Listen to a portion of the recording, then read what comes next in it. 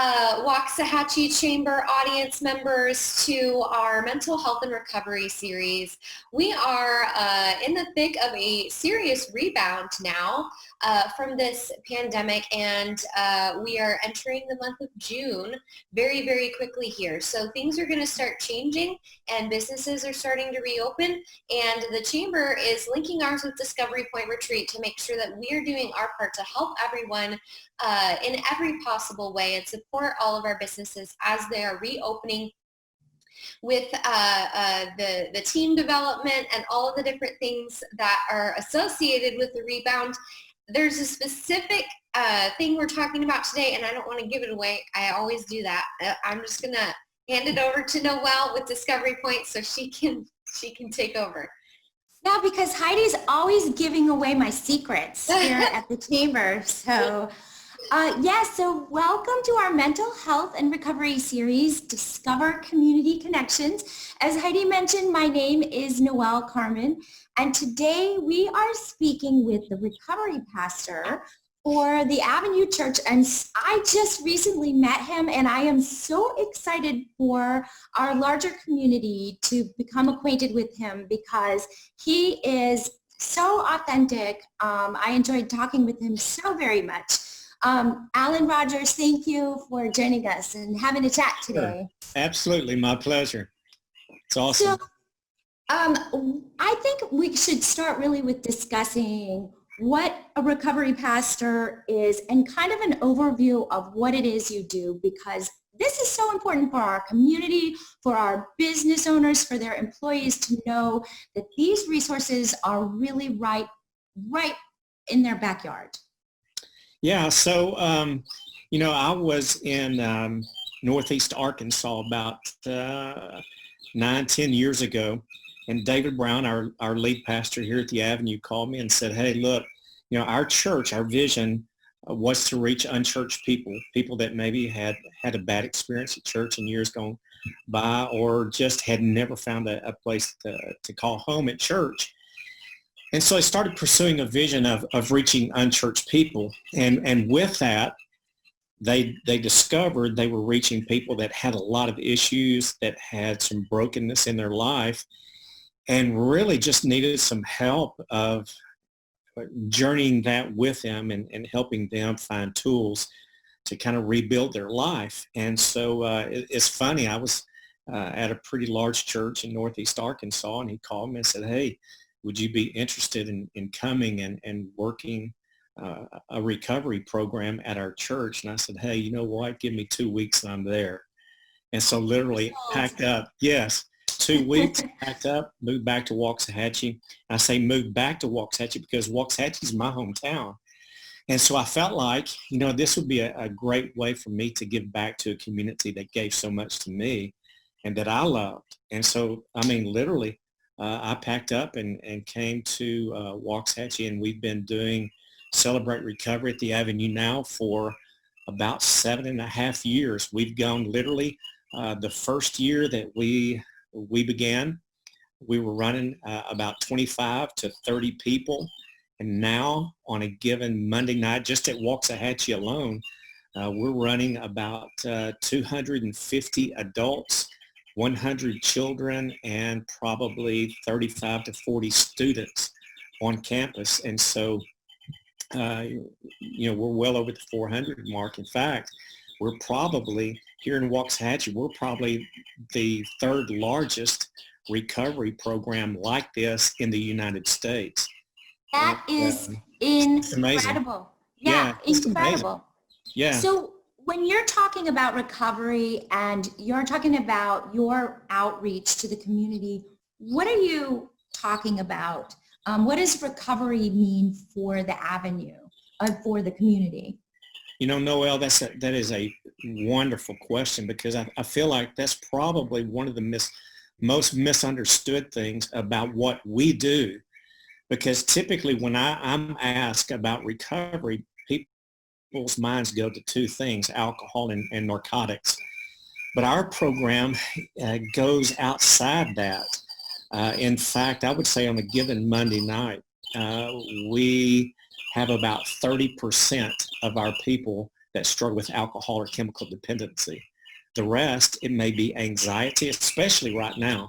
Right. Anxiety, codependency, depression, grief, guilt, anger. We started a group for anger. We even started one not long ago for reentry for military vets. So, I mean, our spectrum is very large. And so our recovery here at the Avenue goes well beyond just alcohol and narcotics. I knew it did. I just needed you to say it. Yeah. So what about you? So you're, the spearhead of this program. What does recovery mean for you? Do you have a recovery story, or what's been your kind of journey with recovery and how it has affected you and your family? Well, I go back about 12, 13 years ago. I was introduced to a recovery program at the time. And when I went, I really didn't know why. I just knew that something wasn't right. Now we call it codependency. At the time, I don't know that it had a specific label. I just knew that a lot of my self-worth and self-esteem came from other people, and I just didn't like myself. And I'd always been pretty successful in everything that I'd done, but just when I looked in the mirror, for some reason, I just wasn't good with that. And so I just knew that something was off balance, that I just couldn't be good in my skin.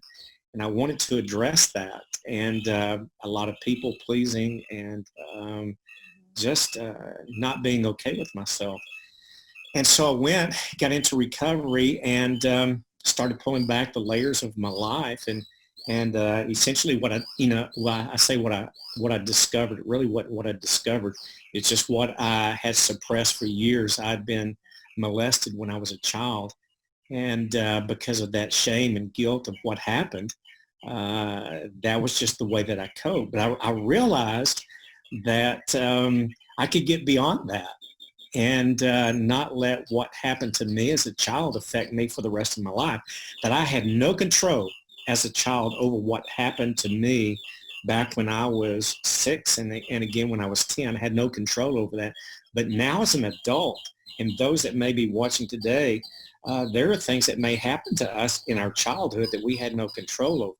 But we do have control now as adults on how we deal with that and go on in life. And so I've been in recovery now for about, it was 2004, 16 years ago. That I was is introduced to amazing. it. Yeah. And it's always a journey. So when I was talking to you before, one of the things that struck me was your ability with Celebrate Recovery, because you've already said how far-reaching your program is, but your ability to reach people that most churches can't reach. Right. And you're talking here a lot about shame. And do you find that before people really understand what it is you guys do, that there's a lot of hesitancy, there's a lot of roadblocks in terms of being embarrassed about perhaps Sure. things that people that have happened to them or things they're currently doing? And how do you reach beyond that to get to the person? Well, first thing that we don't want to do is condemn, because for most that struggle, for most that even whether it's been alcohol, narcotics, or whatever they've dealt with, condemnation sometimes comes along with it.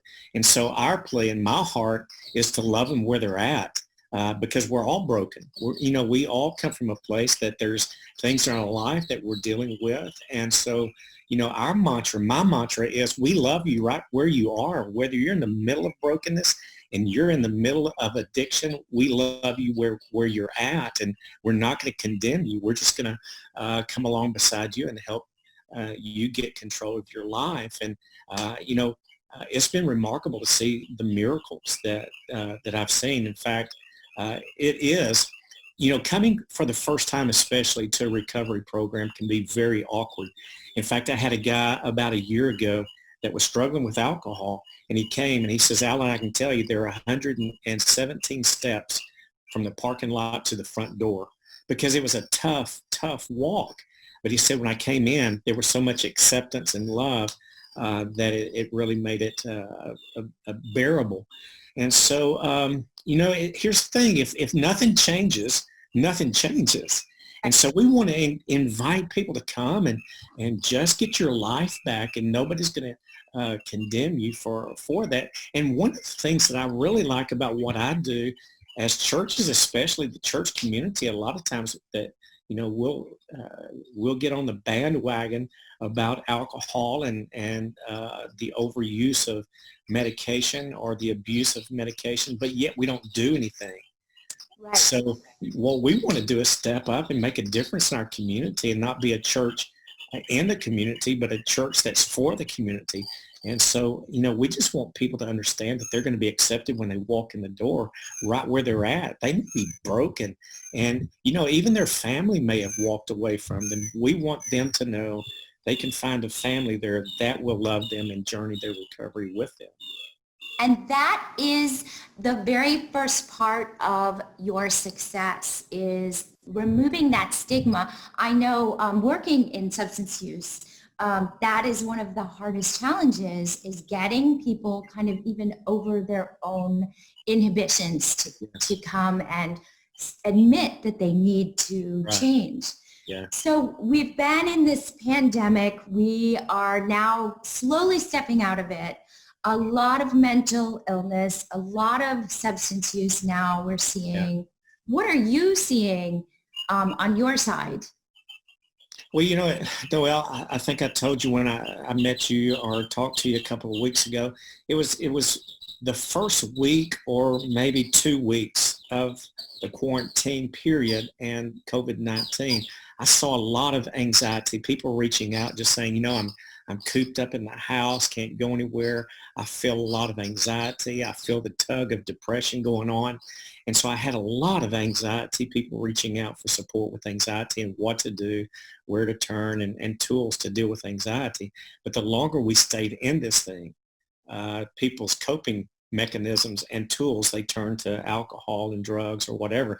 So it's kind of turned, and I've dealt a lot. Yeah, I can say this. The last 2 or 3 weeks, it's been a lot of alcohol, but it's been with females. I've had more females that have relapsed in alcohol than I have males. I'm not sure why, but that's what I've seen personally is that.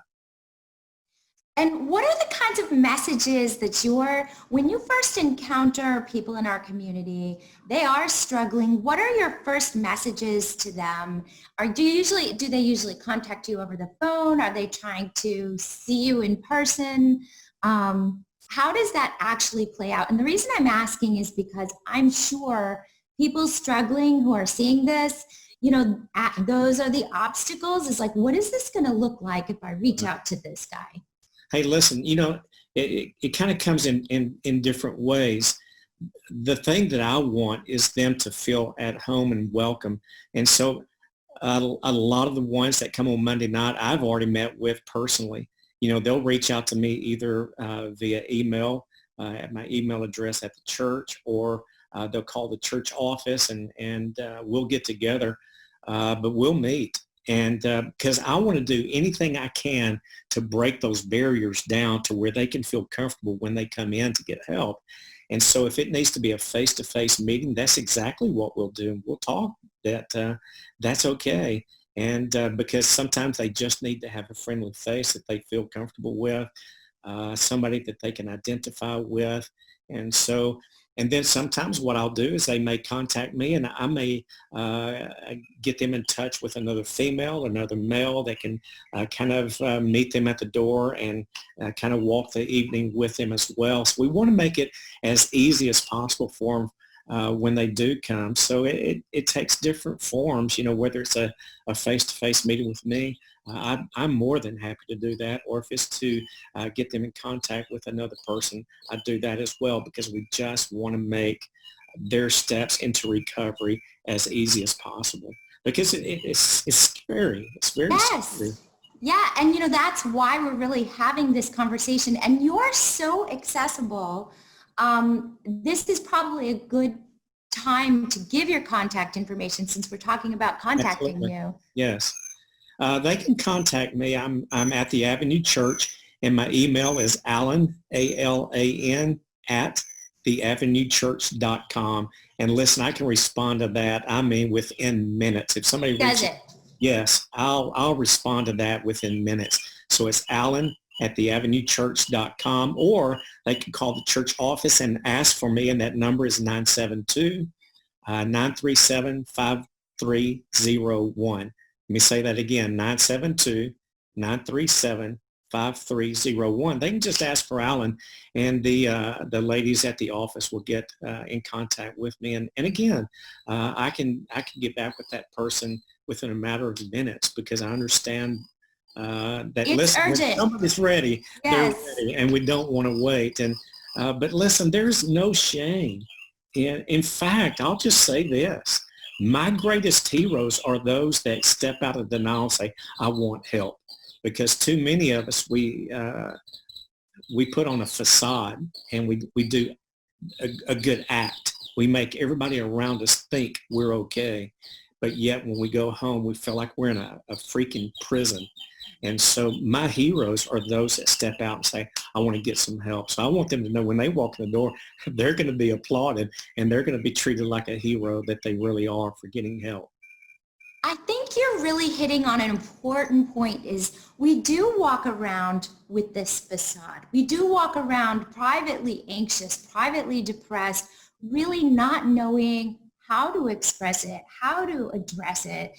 And I think what I'm hearing you say is it's okay to walk into the Avenue Church and you not be okay. Yeah, absolutely. It's okay not to be okay. Hey, you know what? You need to make T-shirts. We don't allow perfect people.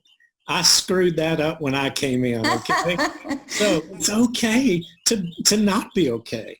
The thing that it's not okay is it's not okay to stay there. And so we want them to understand that, listen, we all have been dealt some difficult blows sometimes in life. And some of it may not even been anything that they have done. Maybe it's something that somebody perpetrated on them. And so we want them to know that, listen, it takes a lot of courage to step out, and we're proud of those people that step out. So what is the future for Celebrate Recovery? Now, as a community member who needs Celebrate Recovery, we can walk in. We're amongst those that love us, that support us. We're going to get support. What does it look like as you move through the process? And what is the future for Celebrate Recovery as we move out of these initial stages of COVID into actually getting to meet more on a regular basis? Yes.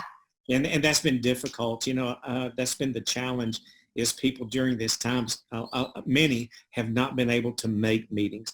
But we're going to reopen the doors this coming Monday, June the 1st at 7 o'clock. Now, this first phase of reopening is just going to be adults only, no child care, no student meetings. That's probably going to come in about 2 to 3 weeks that we'll open up the child care, the children's programs. And when I say child care, listen, it's a program. It's not just babysitting, but we actually do a program with those children and then our students. But for the first few weeks, it's going to be adults only. But it begins Monday at 7 o'clock at the Avenue. And so we're going to be relaunching that meeting start and 7 o'clock at the Avenue. And then hopefully by the end of summer, we're going to be opening up Celebrate Recovery in Ennis at our second location. We'll do that on Thursday nights, and it's going to be at 6:30 at our church new location in Ennis. And that's a beautiful building that we just finished, and we're looking forward to getting into that. But we'll be starting that probably in August, and that's going to be on a Thursday night. So it's very exciting. So Alan Rogers, I just think the world of you. I so appreciate you coming and just giving us a little glimpse into Celebrate Recovery and the Avenue Church take home. So give us a take home message for anyone out there. This is for people who are struggling, who really are on the precipice of getting help. What do you want to say? Oh, wow. I could say a lot. One is you have value. You have purpose in your life. And I would say to you, I've been there, and I totally understand that sometimes, listen, life is not meant to be lived in isolation and alone. And I know how it is. Sometimes you can be in a room full of maybe 100, 200 people, but you still feel all alone. And so I would encourage you, listen, don't try to break through your struggles in isolation and by yourself. So many people in recovery try to white knuckle it. You know what I'm talking about. Yeah. We try to white knuckle it, and it just doesn't work. It just doesn't work. And so listen, my plea is, regardless of what your recovery may look like, maybe it's shame, maybe it's guilt, maybe it's anxiety that COVID has created, or maybe the anxiety has caused another monster in your life to kind of get its head in your life. And listen, it's time now to reach out for help. And there's no shame in reaching out for help. That's smart, is when we reach out and we get help. And listen, you're worth it. So many of us, we say, well, this is the way my life is going to be. I'm just going to be a loser the rest of my life. And this is going to be my story. And so I guess I'll end with this. You're still writing your story. And this final chapter is not over yet. And how that story ends is up to you. And so I would encourage you to reach out, get help, and walk through the doors. And I believe you won't be disappointed. You're going to find a place of acceptance and love in somebody that can go through life with you. That just gave me goosebumps. Yeah. Thank you so much, Alan. Oh, it's my Appreciate pleasure. you. I also want to thank our viewing audience for having a chat with us. And I also want to offer you another resource. If you are struggling with dependency, you can also call Discovery Point Retreat just to talk to a counselor, just to get some advice, some guidance. We are 855-916-3289. Even if you're just curious, you just have some questions, call us. Heidi, thank you so much for having us on and talking about these real things. These are not easy topics. No, I'm really glad that we're talking about these, and I know we have a lot of really grateful listeners as well. I think that the fact that we're able to, that we just have such incredible resources from within our community at the Avenue and Discovery Point Retreat, and that, the Chamber just loves being able to connect people with people, especially through this time. So we're very grateful for you guys giving your time and energy to offer value today. And well, we will see you guys next week in our next mental health and recovery series. Thank you, Pastor Alan and Joelle. Everybody have a great night. Take care. Thank you. Bye.